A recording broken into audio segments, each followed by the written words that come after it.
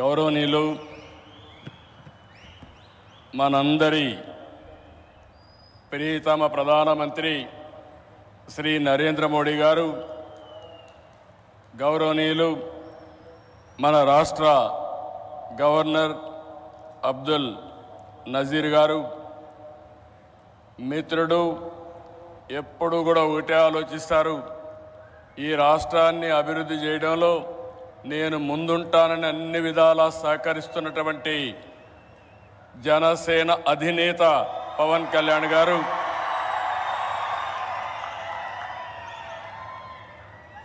వేదికపైనున్న కేంద్ర మంత్రులు, సహచర మంత్రివర్గ సభ్యులు, బీజేపీ రాష్ట్ర అధ్యక్షురాలు పురంధేశ్వరి గారు, ఈరోజు విశాఖపట్నంలో మిమ్మల్ని చూస్తూ ఉంటే ఎక్కడ లేని ఉత్సాహం కనపడుస్తూ ఉంది, అభిమానం కనపడుస్తూ ఉంది. అలాంటి మీ అందరికి కూడా పేరు పేరున మనస్ఫూర్తిగా నమస్కారాలు. ఇప్పుడే మన ప్రియతమ నేత నరేంద్ర మోడీ గారు రోడ్ షో చేశారు. రోడ్ షో అదిరింది, బ్రహ్మాండంగా జరిగింది.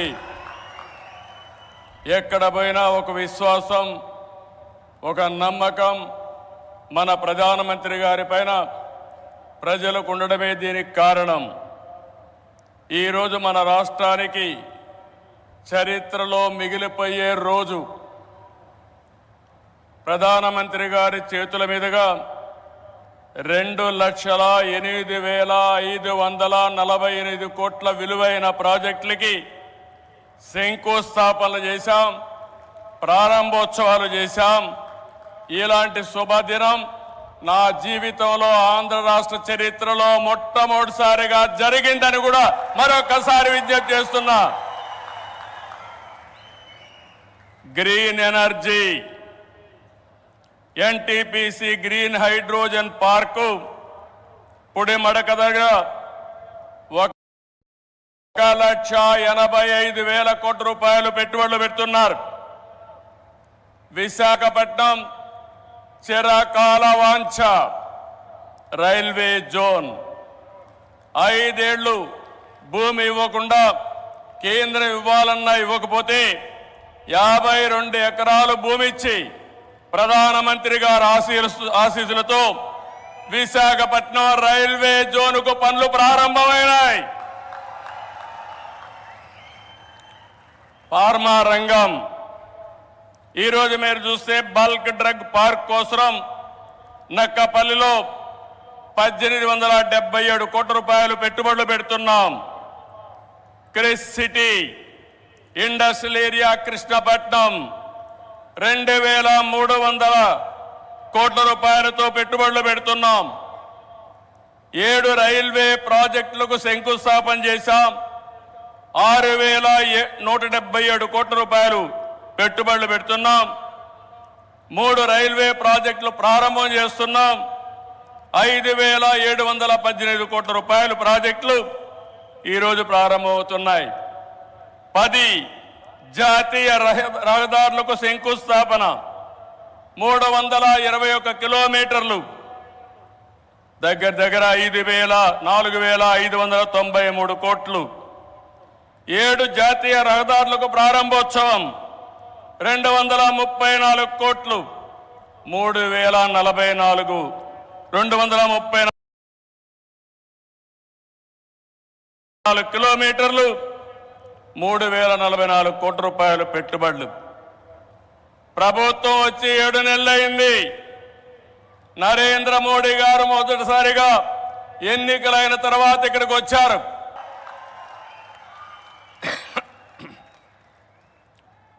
మొన్న ఎన్నికల్లో చూశారు, ఎన్డీఏ కూటమి మన రాష్ట్రంలో. నరేంద్ర మోడీ గారు, మన మిత్రుడు పవన్ కళ్యాణ్ గారు, నేను కలిశాం. రాష్ట్ర చరిత్రలో 40 సంవత్సరాలుగా రాజకీయాల్లో ఉన్నాను.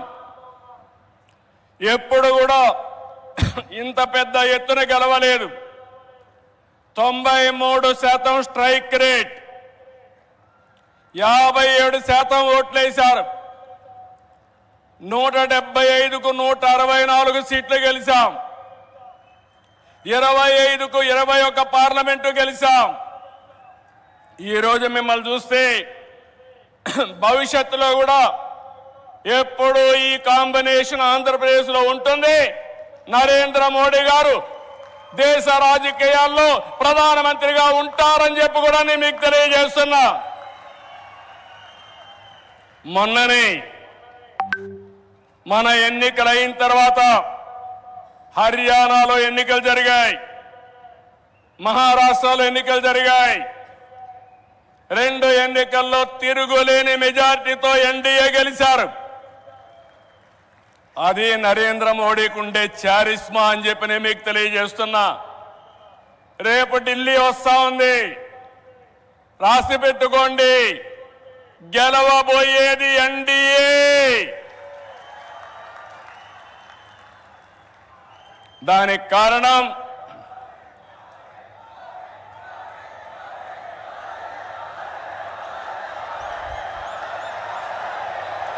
గుడ్, దేశం కోసం పనిచేస్తే ప్రజలందరూ ఆయనతో ఉంటారు.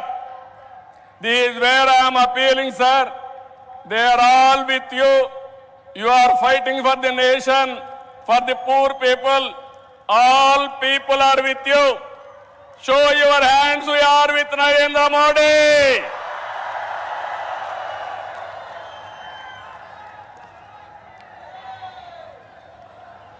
ఈ రోజు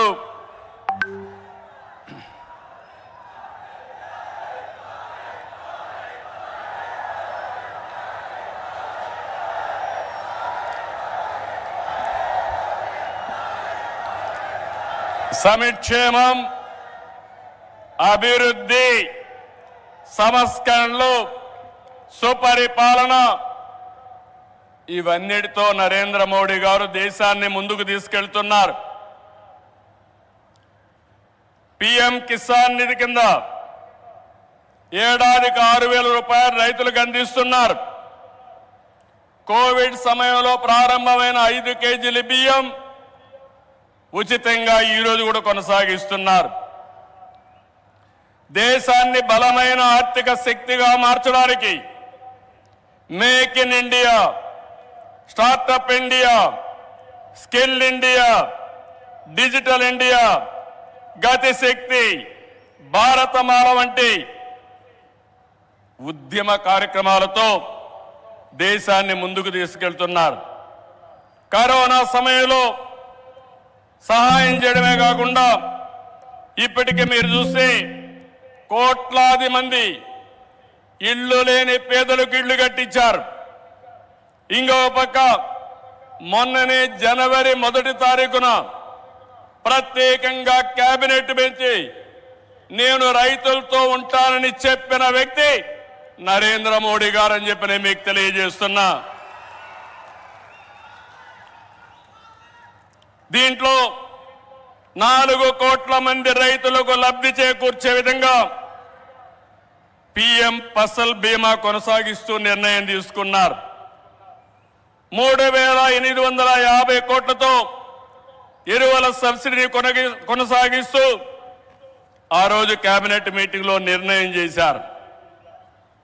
ఇదే కాకుండా ఈరోజు మనం చూస్తే పేదల కోసం సీఎం సూర్య గారు కుసుమ్ వంటి కార్యక్రమాలు తీసుకుని ఎక్కడికక్కడ మన ఇంటిపైనే కరెంటు ఉత్పత్తి చేయడం, మన పొలంలోనే కరెంటు ఉత్పత్తి చేసుకుని భవిష్యత్తులో కరెంటు ఛార్జీల భారం లేకుండా పేదలకు అండగా నిలిచారు.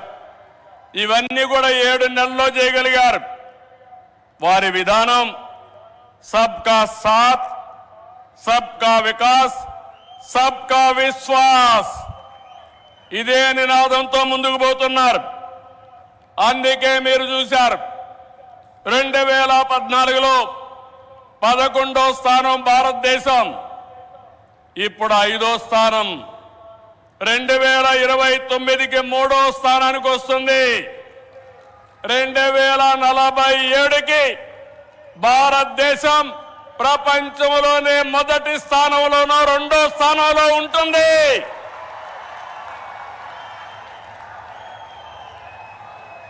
ఇది ఏరే వాళ్ళకు సాధ్యం కాదు, ఒక్క నరేంద్ర మోడీ గారికే సాధ్యం. మన రాష్ట్రానికి వస్తే విభజన జరిగినప్పుడు ఆంధ్రప్రదేశ్కు న్యాయం జరగలేదని చెప్పి మొదటిసారి న్యాయం చేయమని చెప్పిన వ్యక్తి మన ప్రధాని నరేంద్ర మోడీ గారు. విభజన జరిగిన తర్వాత పోలవరం ప్రాజెక్టు కోసం ఇది పూర్తి కావాలంటే 7 మండలాలు ఆంధ్రప్రదేశ్కి ఇవ్వాలని 7 మండలాలు ఇచ్చిన తర్వాత పార్లమెంటు సమావేశాలు పెట్టించిన వ్యక్తి నరేంద్ర మోడీ గారని చెప్పి నేను మీకు తెలియజేస్తున్నా. 14-19లో ఆ రోజు చట్టంలో ఉండే అన్ని పనులు IIT, IIM, NEET, AIIMS, tribal university, central university 12 యూనివర్సిటీలు ప్రారంభించడమే కాకుండా పని పూర్తి చేసింది కేంద్ర ప్రభుత్వంలో నరేంద్ర మోడీ గారి ఆధ్వర్యంలో నాయకత్వంలో అని చెప్పి కూడా నేను మీకు తెలియజేస్తున్నా. 2014-19 చాలా ఇబ్బందులు పడ్డాం, అనేక సమస్యలు వచ్చాయి, రాష్ట్రం వెంటిలేటర్ పైన పోయే పరిస్థితి వచ్చింది. కానీ కేంద్రం మనకు అండగా నిలిచింది. ఒక్కొక్క సమస్య పరిష్కారం చేసుకుంటూ ఒక్కొక్క ఇటుక పేర్చుకుంటూ రాష్ట్ర పునర్నిర్మాణం కోసం ముందుకు పోతున్నాం. పింఛన్లు ఇచ్చాం, అన్నా క్యాంటీన్లు పెట్టాం, దీపం 2 కింద ఆడబిడ్డలకి వంట గ్యాస్ సిలిండర్లు ఇచ్చాం, మెగా డిఎస్సికి తొందరలోనే ఇంటర్వ్యూలు పిలిచే పరిస్థితికి వచ్చాం. ఇవి చేయడమే కాకుండా ఇంకో పక్కన మీరు చూస్తే సూపర్ 6 ఏవైతే చెప్పామో ఆ సూపర్ 6 అన్ని కూడా పూర్తి చేసే బాధ్యత ఎన్డీఏ తీసుకుంటామని మరొక్కసారి విశాఖపట్నంలో మీ అందరికీ హామీ ఇస్తున్నా. కష్టాలున్నాయి, సమస్యలున్నాయి, అధిగమిస్తాం, ముందుకెళ్తాం. ఒక పక్క అభివృద్ధి, ఇంకో పక్క సంక్షేమం, రెండు కూడా సుపరిపాలనతో ముందుకు తీసుకుపోతామని చెప్పి కూడా నేను మీకు తెలియజేస్తున్నా. రాష్ట్రంలో పెట్టుబడులు ఊపందుకున్నాయి. అటు కేంద్రంతో సమన్వయంతో మన బ్రాండ్ కూడా పెంచుకుంటూ మనం ముందుకు పోయే పరిస్థితికి వచ్చాం. దేశానికి ముంబై ఏ విధంగా ఆర్థిక రాజధానిగా ఉందో మన రాష్ట్రానికి విశాఖపట్నం ఆర్థిక రాజధానిని మరొక్కసారి ఈ సభలో మీ అందరికీ విజ్ఞప్తి చేస్తున్నాను. ఒక ఇన్ఫర్మేషన్ టెక్నాలజీ, ఒక ఫార్మా పరిశ్రమలు, ఒక టూరిజం ఏ విధంగా ప్రమోట్ చేశారంటే నరేంద్ర మోడీ గారు అరకు కాఫీని అనునిత్యం ప్రమోట్ చేశారు. ఈరోజు అరకు కాఫీ, అరకులో బండే కాఫీ ప్రపంచం మొత్తం పాపులర్ అయిందంటే, మోస్ట్ ఫేమస్ బ్రాండ్ గా తయారైందంటే అది ఈరోజు మన ప్రధానమంత్రి గారు చూపించే చొరవ. ఇక్కడ నేను ఒకే విషయం మీకు చెప్తున్నాను sir, your favourable decisions, always you are for development. I am always getting some inspiration from you and I am learning so many lessons from you. I am very happy. Till yesterday our Amaravati was in doldrums. Now sir, you have to come sometime to witness where you have laid the foundation. Finally we are going to complete with your blessings. Then you have to inaugurate Amaravati, one of the best city as you dream. Sir, always you are promoting linking of rivers, irrigation. You have done it. You have shown the way. Same way, sir. In Polavaram, you have cleared everything. We will complete it. Under your leadership, intra-linking of rivers, we will start immediately. And you bless us, we will complete. That is our commitment, sir. Sir, third one, sir. I am very happy. Under your leadership, BPCL, one of the most important refinery has come in Ramayanpatnam, one of the most backward areas, sir. It is nearly 70,000 crores. I am thanking on behalf of Andhra Pradesh people. Give big applause for our Prime Minister.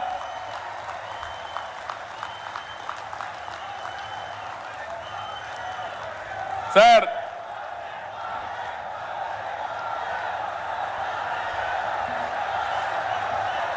some more things you have to hear. How Narendra Modi ji is functioning in this country. Recently I went to him. Mittal, RCR Mittal is willing to spend some money to set up steel plant. There are some problems. When I went to our Honorable Prime Minister, I explained. Sir, they want pipeline. They wanted to get iron ore through slurry. This is what they are requesting. That is what I told them. Immediately he made it a point. If we wanted to carry iron ore, there will be a lot of pollution. With the slurry, you convert and send it pipeline. That is the best way for environment and also cost of transport. I entirely agree with you. That is what he told. Sir, how many prime ministers can understand this language, sir? That is where I am appreciating you. Another thing, when Google had made a proposal to come to Visakhapatnam, I met the Honorable Prime Minister. They asked me one thing. We were willing to come to India. There is a taxation. If your government will enhance tax in future, how we are going to face it? I raised that question to Honorable Prime Minister. He answered me, if you do that type of decision changing policy, nobody will come to India. I am with you. You go ahead. No question of changing taxation policy. Sir, how many prime ministers will do like this, sir? If everybody had done like this, then so much of investment should have come for India, sir. That is where, sir, I have learned so many things. Your school, my school is same school, sir. That is where we are thinking same way. I really appreciate our Honorable Prime Minister. This is my personal experiences. దీనికంటే ఏం కావాలి విశాఖపట్నం వాళ్ళకని అడుగుతున్నా.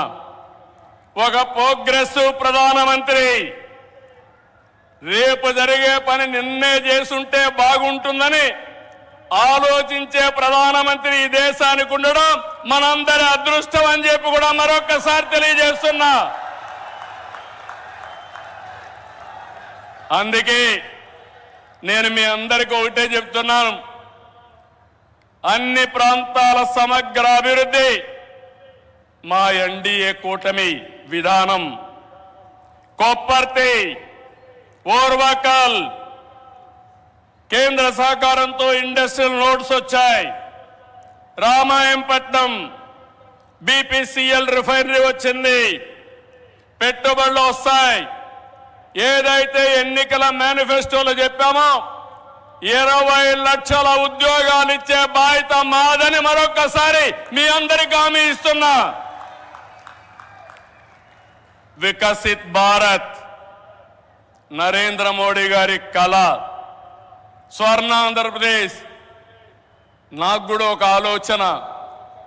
దేశాన్ని ప్రపంచం మొత్తం నిలబెట్టితే ప్రధానమంత్రి గారు ఒకే ఒక విషయం ఆలోచిస్తున్నారు.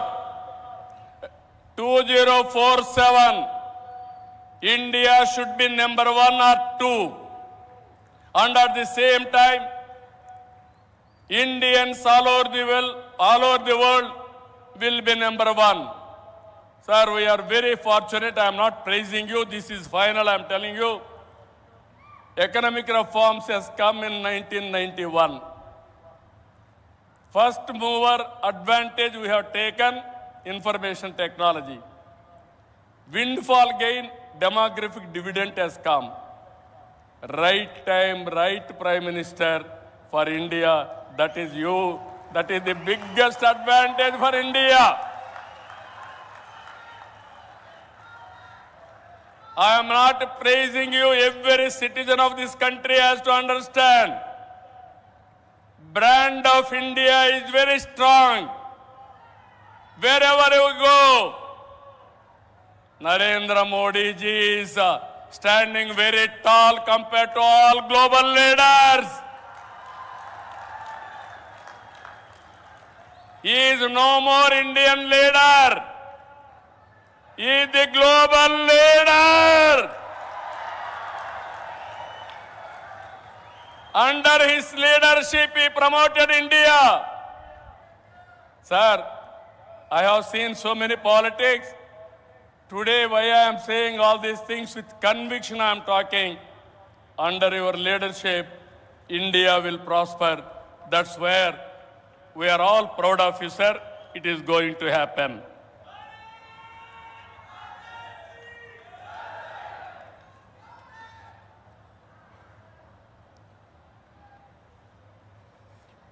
ఇవన్నీ కూడా మీరు చూసిన తర్వాత నేను ఒకటే మీ అందరికీ కోరుతున్నా,